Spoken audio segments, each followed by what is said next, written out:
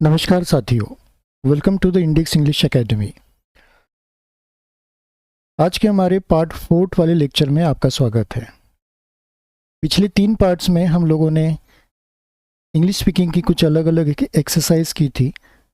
ये एक्सरसाइज हमारी reading, hard word meanings, translation और ट्रांसलेशन के ऊपर ये सारी एक्सरसाइज हमारी यहाँ पर है। मेन फोकस हमारा रीडिंग के ऊपर है। तो मैं यहाँ पर आपको फिर से एक बार रिकैप करके बता देता हूँ कि फर्स्ट वाला जो पार्ट हमारा था उसमें हमने क्या एक्सरसाइज कंप्लीट की थी। फर्स्ट वाले पार्ट में हमने एक स्टोरी यहाँ पर ली थी जिसका नाम था मंकी एंड द क्रोकोडाइल। हम लोगों ने यहाँ पे इसको रीड किया था। ये मैं आपके सामने स्क्रीन पर दिखा रहा हूँ। ये फर्स्ट पार्ट है। फर्स्ट पार्ट कंप्लीट करने के बाद जो सेकंड पार्ट हमने यहाँ पर देखा था इसी स्टोरी का, इसमें हमने देखा था कि इस स्टोरी में कौन कौन से हार्ड वर्ड्स हो सकते हैं और उन हार्ड वर्ड्स के क्या क्या मीनिंग यहाँ पर हो सकते हैं, वो भी मैंने आपको यहाँ पर एक्सरसाइज में करवाए थे। उस सेकंड वाला जो पार्ट है उसका भी आप स्क्रीनशॉट या डिटेल्स यहाँ पर देख सकते हैं। उसके बाद में हमने थर्ड वाला पार्ट यहाँ पर किया था। थर्ड वाला पार्ट जो था वो ट्रांसलेशन और हार्ड वर्ड्स के जो मीनिंग्स थे उसके बारे में मैंने बताया थे। अलग अलग जो वर्ड्स हैं मैंने यहाँ पर लिखे थे और उनके पर्टिकुलर एक एक शब्द के क्या क्या हिंदी में मीनिंग्स होते हैं वर्ड्स के, वो हम लोगों ने यहाँ पर कंप्लीट करे थे। आज का जो फोर्थ वाला पार्ट है हमारा, इसमें हम यहाँ पर देखेंगे ट्रांसलेशन की एक्सरसाइज अब हम यहाँ पर करेंगे। मैं आपको ले चलता हूँ, ज़्यादा समय हम बर्बाद नहीं करेंगे। आज की एक्सरसाइज को स्टार्ट करेंगे। एक्सरसाइज स्टार्ट करने के पहले यदि आपने अभी तक मेरे YouTube चैनल को सब्सक्राइब नहीं किया है तो अभी आप सब्सक्राइब करें और बेल बटन के आइकन को ज़रूर दबाइए ताकि आगे आने वाले जो भी नए वीडियोस हैं या जो अपडेट्स हैं इस इंडेक्स इंग्लिश एकेडमी से रिलेटेड वो आपको मिलते रहें। तो चलिए शुरुआत करते हैं हम अपनी स्टोरीज़ के ट्रांसलेशन के ऊपर। स्टोरी हमारी मंकी एंड क्रोकोडाइल करना पड़ेगा। तो इसका पूरा हेडिंग जो बनेगा वो बनेगा बंदर और मगरमच्छ।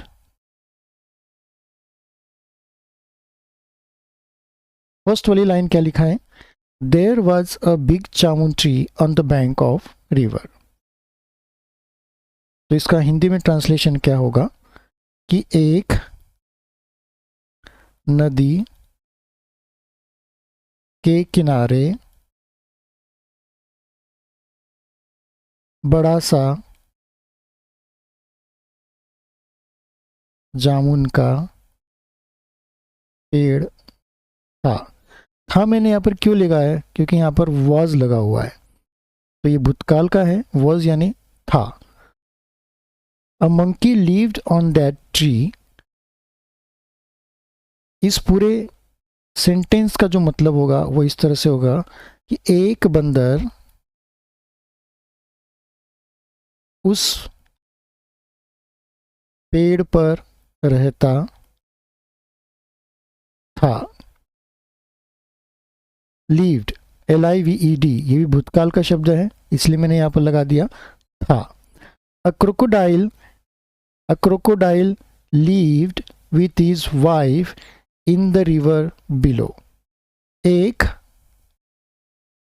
मगरमच्छ, अ क्रोकोडाइल एक मगरमच्छ, लीव्ड एक मगरमच्छ उसकी पत्नी के साथ उस नदी में रहता था। अब देखिए यहाँ पर a crocodile lived with his wife in the river below. अब यहाँ पे बिलो शब्द आया है, बिलो का मतलब होता है यहाँ पर नीचे। तो जाहिर सी बात है नदी नीचे ही होती है, ज़मीन से लगी हुई होती है और पेड़ ऊंचाई पर होता है। तो बिलो शब्द का मैंने यहाँ पर मतलब यहाँ पे नहीं लिखा है, लेकिन ये अंग्रेजी में ज़रूर रिप्रेजेंट कर रहा है। तो इसका मतलब यही होगा कि अ crocodile lived with his wife in the river below, यानी एक मगरमच्छ उसकी पत्नी के साथ उस नदी में रहता था। Gradually the crocodile and the monkey become friends. Gradually, धीरे धीरे, द क्रोकोडाइल, मगरमच्छ, एंड और द मंकी, बंदर, बिकम फ्रेंड्स, दोस्त बन गए। धीरे धीरे मगरमच्छ और बंदर दोस्त बन गए। The monkey use to feed the crocodile by plucking the jamun from the tree. The monkey, अब ये इस पर आ जाएगा, बंदर यूज टू फीड क्रोकोडाइल, बंदर मगरमच्छ को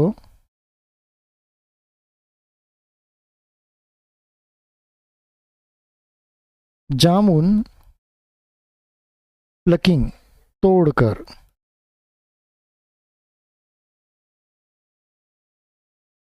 खिलाता था। जामुन तोड़कर, जामुन, अब इसके ऊपर आ जाएगा पेड़ से, पेड़ से, जामुन पेड़ से तोड़कर खिलाता था, या आप बोल सकते हैं कि बंदर मगरमच्छ को खिलाता था जामुन पेड़ पर से तोड़कर। Once the crocodile took jamun for his wife. एक दिन मगरमच्छ जामुन अपनी पत्नी के लिए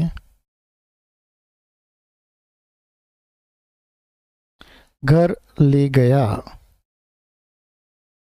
लेकर गया या ले गया, टुक, यहां पर आएगा टुक, लेकर गया। After eating the jamun the crocodile's wife thought that since the berries are so sweet would be the heart of the monkey who eats this jamun daily। Sentence काफ़ी बड़ा है, इसको पढ़ने पर इसका मतलब यही निकलेगा कि जामुन खाने के बाद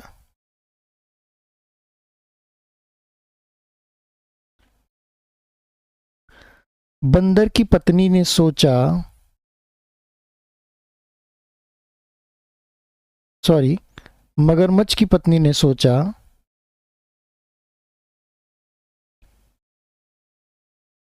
मगरमच्छ की पत्नी को विचार आया या सोचा कि जामुन बहुत मीठे हैं, तो जो बंदर इन जामुन को रोज खाता है तो उसका दिल कितना मीठा होगा। इसका क्या मतलब निकलेगा? जामुन खाने के बाद मगरमच्छ की पत्नी ने सोचा या उसको विचार आया कि जामुन बहुत मीठे हैं, तो जो बंदर इन जामुन को रोज खाता है तो उसका दिल कितना मीठा होगा। She told the crocodile that she wanted to eat the monkey's heart. उसने मगरमच्छ से कहा कि वह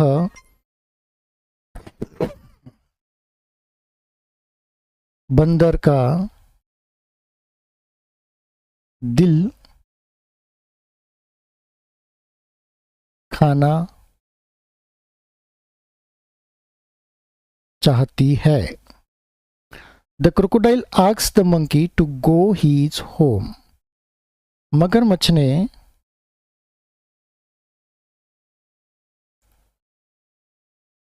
बंदर से कहा कि वह उसके घर चले। मगरमच्छ ने बंदर से कहा या मगरमच्छ ने बंदर से पूछा कि वह उसके घर चले। The monkey quickly sat on the crocodiles back. बंदर जल्दी से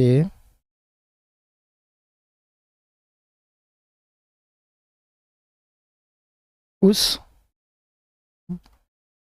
मगरमच्छ की पीठ पर बैठ गया। While talking, the crocodile told the monkey that his wife had called him to eat the monkey's heart. While talking, बातचीत के दौरान या बातों बातों में मगरमच्छ ने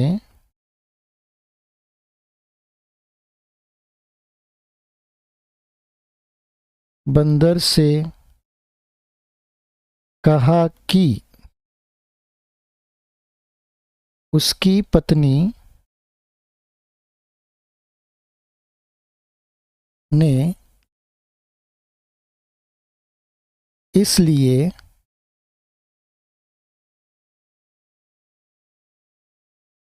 बुलाया है क्योंकि वह बंदर यानी तुम्हारा दिल खाना चाहती है। अब देखिए यहाँ पे मंकीज लगा है, यहाँ पे ये एस लगा हुआ है लास्ट में, एपोस्ट्रोफी का एस लगा है, इसलिए मैंने यहाँ पे तुम्हारा यूज़ किया है, यहाँ पे बंदर यूज़ नहीं किया है मैंने। तो यहाँ पर स्टोरी में इसका मतलब यही होगा कि तुम्हारा। On this the monkey said, friend you should have told me such thing earlier.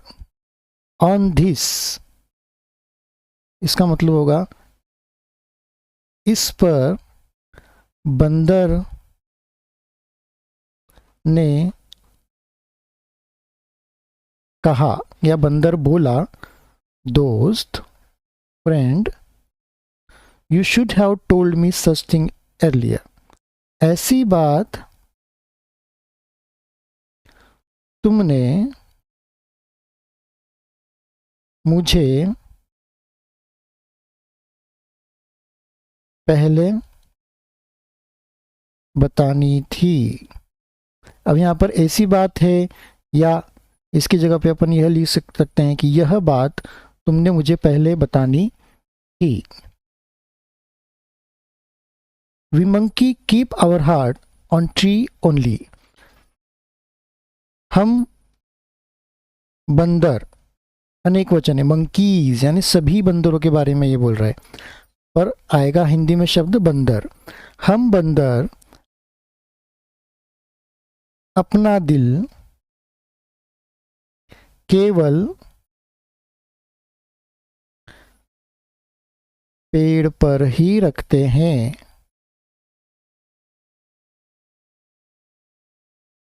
If you want to eat my heart, you will have to take me back. अब यहाँ पे आया है इफ का मतलब होता है यदि, तो इसकी शुरुआत होगी यदि से। यदि तुम मेरा दिल खाना चाहते हो तो मुझे वापस लेकर चलो। I will take my heart from the tree and then ride on your back.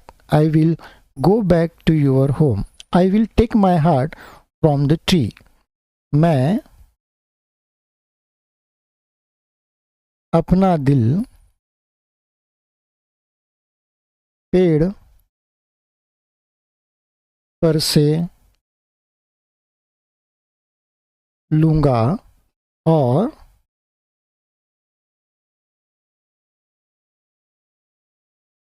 तुम्हारी पीठ पर बैठ जाऊंगा। I will go back to your home.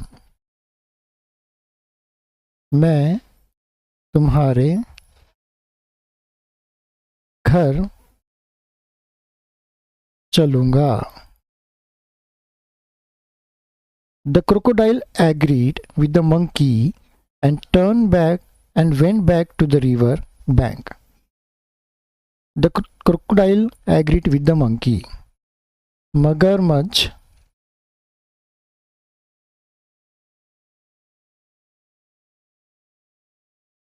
बंदर की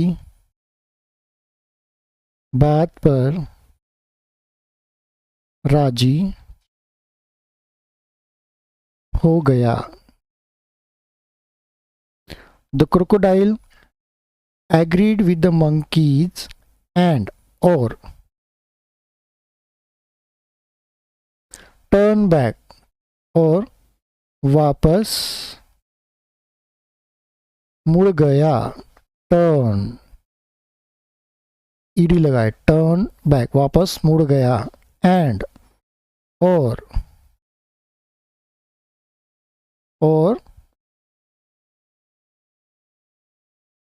नदी के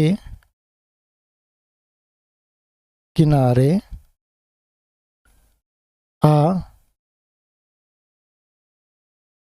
नदी के किनारे आने लगा। The monkey told the crocodile that he was coming back with his heart. इसका मतलब यहां पर ये भी आएगा आने लगा या आ गया।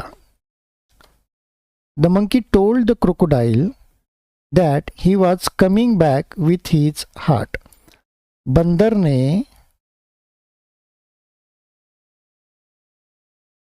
मगरमच्छ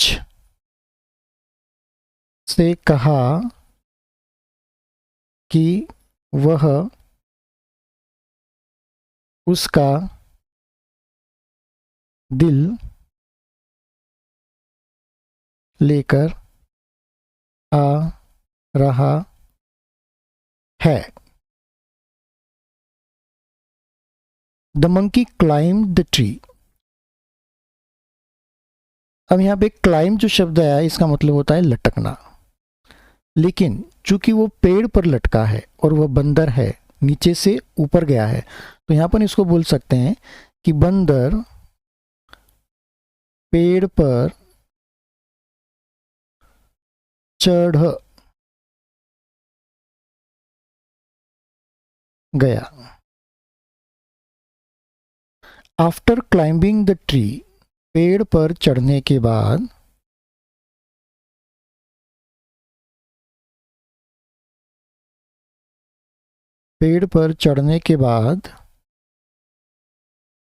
मंकी सेड, बंदर बोला, टू द क्रोकोडाइल, बंदर मगरमच्छ से बोला,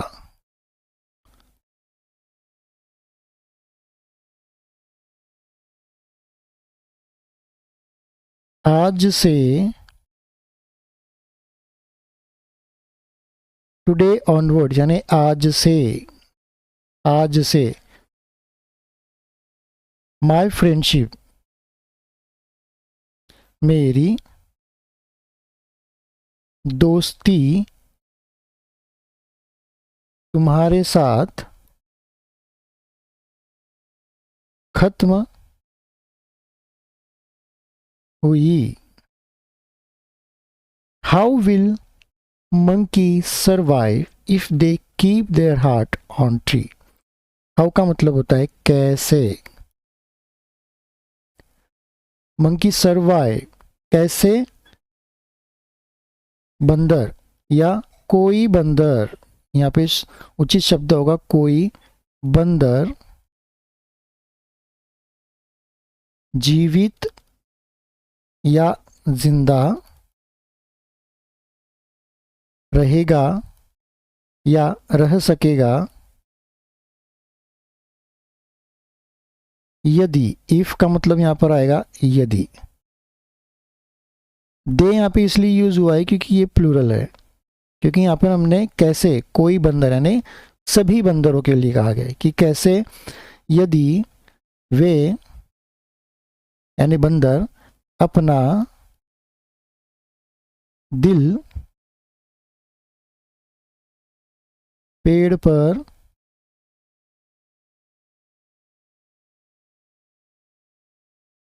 रखने लगे तो। यहाँ पर ये स्टोरी का जो ट्रांसलेशन है, एक तरह से सिंपल ट्रांसलेशन मैंने आपको यहाँ पर करके बताया है, तो ये एंड होता है।